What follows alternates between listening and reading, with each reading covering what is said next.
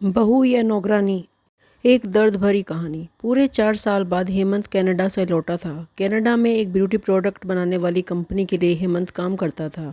हेमंत अपने देश अपने घर लौटकर काफ़ी खुश था। एयरपोर्ट पर उतरते ही हेमंत की नज़रें अपने परिवार वालों को खोजने लगी। जल्दी ही उसे अपने माँ बाप, भाई भाभी, बड़ी बहन और खुद की 3 साल की बच्ची भी एयरपोर्ट पर खड़े नजर आई। लेकिन उसकी नज़रें शोभा को ढूंढ रही थी। वो सोचने लगा कि शोभा मुझसे मिलने क्यों नहीं आई, और ऊपर से उसने हमारी छोटी बच्ची को भी यहाँ भेज दिया। अश्विन एयरपोर्ट पर सबसे हंसी खुशी मिला। फिर उसने शोभा के बारे में पूछा तो उसकी दीदी बोली, भाई वो घर पर है, तुम्हारे लिए खाना तैयार कर रही है। वह तो आज आने की खुशी में काम करने लगी, वरना वो कोई काम नहीं करती। अश्विन ने अपनी बेटी को प्यार से उठा लिया और उसकी बेटी से उसे देखकर रोने लगी। लाओ मुझे दो बच्ची को, वह तुम्हें काफ़ी दिनों बाद देख रही है ना, इसलिए पहचान नहीं पा रही होगी। कहते हुए दीदी ने बच्ची को अपने पास ले लिया। सभी टैक्सी में बैठकर अपने घर की तरफ रवाना हो गए। अश्विन अपने परिवार से मिलकर खुश था, लेकिन ये बात कि शोभा उसे एयरपोर्ट पर मिलने नहीं आई उसे काफ़ी परेशान कर रही थी। वह सोचने लगा, क्या खाना बनाना इतना ज़रूरी था, मुझसे मिलने से भी ज़्यादा ज़रूरी, और वो भी जब जब मैं 4 साल बाद वापस आया हूँ।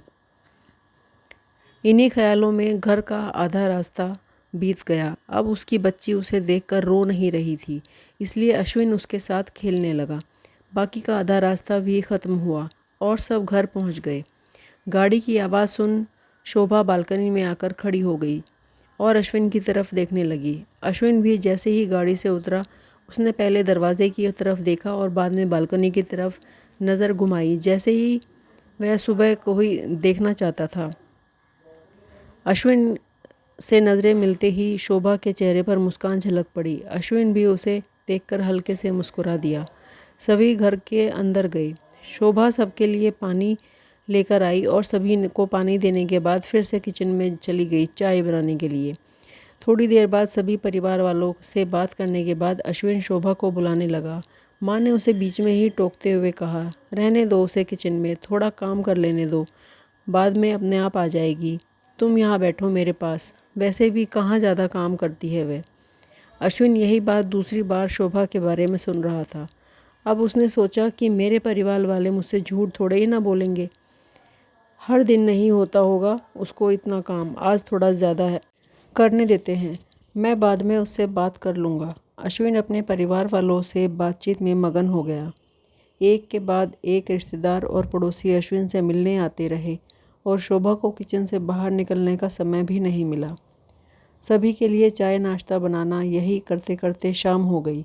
शाम होते ही अकेली शोभा इस बड़े से परिवार का खाना बनाने में जुट गई। 2 घंटे बाद सभी परिवार वाले खाना खाने के लिए डाइनिंग टेबल पर बैठे थे, सिवाय शोभा के। अश्विन चाहता था कि शोभा भी उसके साथ बैठकर खाना खाए, लेकिन फिर माँ ने कहा, अगर यह भी खाना खाने बैठ जाएगी तो सबको परोसेगा कौन। सभी के खाना खाने के बाद शोभा ने अकेले खाना खाया। रात को सोते वक्त अश्विन और शोभा अच्छे से मिल पाए। अश्विन शोभा के साथ काफ़ी बातें करना चाहता था, लेकिन वह उसके चेहरे पर थकान और नींद अच्छे से देख रह सकता था, इसलिए उसने शोभा को परेशान ना करने का फ़ैसला किया और उसे सोने दिया। शोभा सोने ही वाली थी कि छोटी बच्ची रिया रोने लगी, तो शोभा तुरंत उठकर उसे दूध पिलाने के लिए चली गई।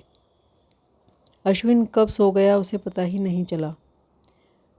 जब सुबह बच्ची की रोने की आवाज़ आने लगी तो अश्विन उठा और शोभा को पुकारने लगा। जब शोभा पास नहीं दिखी तो उसने बच्ची को चुप कराया, फिर से सुला दिया। अश्विन बाद में शोभा को देखने लगा तो शोभा फिर से किचन में मिली, जो सुबह सुबह ही जल्दी उठकर घर वालों के लिए चाय नाश्ते की तैयारी में लग गई थी। अब अश्विन सोचने लगा, माँ और दीदी तो कहती थी कि शोभा ज़्यादा काम भी नहीं करती, लेकिन जो मैं देख रहा हूँ वह तो कुछ और ही है। अश्विन अब सब समझ गया था, पर वह अपनी माँ को ऐसा नहीं बोल सकता था कि शोभा से ज़्यादा काम ना कराया करो, इसलिए अब उसने खुद ही शोभा की मदद करना शुरू कर दिया। अश्विन के हाथ बटाने से शोभा को बहुत अच्छा लगने लगा था। पहले जहाँ उसका चेहरा थकान से उतरा रहता था, अब उस पर थोड़ी सी चमक आने लगी थी। अश्विन ने कुछ दिनों में ही ये महसूस कर लिया कि अश्विन शोभा और शोभा नहीं रही जिसे अश्विन ने शादी करके लाया था। वह तो कोई और ही थी जो तोते की तरह बोला करती थी। ये शोभा तो बिल्कुल चुप और गुमसुम है। ऐसा लगता है जैसे किसी के दबाव में हो, किसी डर की वजह से सहमी हुई हो। अश्विन शोभा को उसके काम में और ज़्यादा मदद करने लगा। अश्विन का ऐसा व्यवहार अब घर वालों को खटकने लगा। घर की सभी बड़ों और उसकी दीदी ने मिल के अश्विन को समझाया, तुम अपनी बीवी की मदद करते हो, उससे हमें कोई एतराज़ नहीं है, लेकिन तुम भी एक हद तक ही ऐसा करना चाहिए। जब तक तुम्हें कोई देख ना रहा हो तब तक तो सब ठीक है, लेकिन जब कोई तुम्हें बीवी के होते हुए बर्तन धोते देखेगा तो अच्छा थोड़ा ही लगता है। और सोचो, आगे चलकर शोभा को तुम्हारी हेल्प की आदत पड़ गई तो तुम्हारा अपना काम से ध्यान लगाना मुश्किल हो जाएगा। अश्विन हमेशा से ही अपने परिवार वालों की बात मानता आया था। जिस तरह से सबने अश्विन को समझाया था, अश्विन भी अब उनकी बातों में आ गया। अब अश्विन शोभा की मदद करने से कतराता था। कभी कभार वह बच्ची के लिए दूध गर्म कर लिया करता था, बस उससे ज़्यादा कुछ नहीं। घर वालों ने अश्विन को विदेश जाने से मना कर दिया और कहा कि यहीं पर कुछ काम कर लो। अश्विन ने अब घर से ही ब्यूटी प्रोडक्ट ऑनलाइन बेचना शुरू कर दिया। उसका परिवार भी बढ़ गया था। अब उसकी 2 बेटियां और 1 बेटा था। दोनों बेटियां स्कूल जाने लगी थी, लेकिन बेटा अभी भी छोटा था। जितना अश्विन कमाता था उतना उन सब के लिए काफ़ी न था। काफ़ी सोच विचार करने के बाद अश्विन ने फैसला किया कि अब वह शोभा के साथ शहर में जाकर रहेगा, जहाँ पर शोभा भी अपना काम कर पाएगी। वह घर पर ही अपने ब्यूटी प्रोडक्ट बेचना शुरू करेगा। इस तरह से वे अपने पैसों की तंगी को भी पूरा करेंगे। परिवार वालों ने भी अश्विन को इजाज़त दे दी। अश्विन चाहता था कि माँ उसके साथ रहे, लेकिन माँ ने शहर में जाना मंजूर न किया। माँ बड़े भाई के साथ रहने लगी। शहर में अब शोभा नौकरी करती और अश्विन घर से ही ऑनलाइन अपना प्रोडक्ट बेचते। कई साल ऐसे ही बीत गए। शोभा घर का काम और बच्चों बाद में बाहर का काम करके पहले से और ज़्यादा थकी थकी रहने लगी। परिवार वालों की अश्विन के दिमाग में बातें डाली अभी भी उस पर असर कर रही थी। वह यहाँ भी शोभा का हाथ ना बटाया करता था।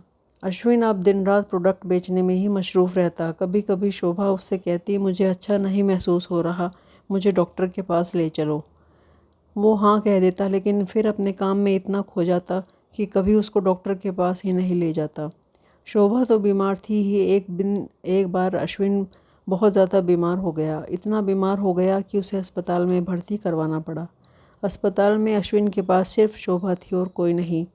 इतना बीमार होने के बाद भी उसका परिवार वाले सिर्फ उससे मिलकर वापस घर चले जाते थे। उसका सहारा बनने के लिए और उसकी तकलीफ़ बांटने के लिए और कोई उसका साथ नहीं था। बिस्तर पर पड़े और शरीर तकलीफ़ से जूझ रहे अश्विन को अपनों का ऐसा व्यवहार बहुत तकलीफ़ दे रहा था। वह यह फिर सोचने लगा कि उसने तो शोभा के साथ ज़िंदगी भर यही किया है। क्या वो शोभा को जीवन साथी सिर्फ नाम का ही था? जब साथ देने की बारी आती थी तो दूसरों के बहकावे में आकर उसका किनारा कर लिया करता था। यहाँ तक कि शोभा ने खुद भी अपने मुंह से कहने के बाद भी उसकी तकलीफ़ को नज़रअंदाज किया। अश्विन को जब अपना दर्द शोभा के दर्द के आगे मामूली सा लग रहा था। उसके दर्द को ना बांटकर उसने बहुत बड़ा गुनाह किया था। उसे ऐसा लगने लगा। पश्चाताप के आंसू अश्विन की आंखों से बह निकले और उसने अपनी सारी गलतियों और गुनाहों के लिए शोभा से माफ़ी मांगी। दोस्तों, जीवन साथी का मतलब होता है जीवन के हर उतार चढ़ाव में, जीवन के हर मोड़ में जो साथ दे। साथ होने और साथ देने में उतना ही फ़र्क होता है जितना वादा करने और सचमुच वादा निभाने में होता है।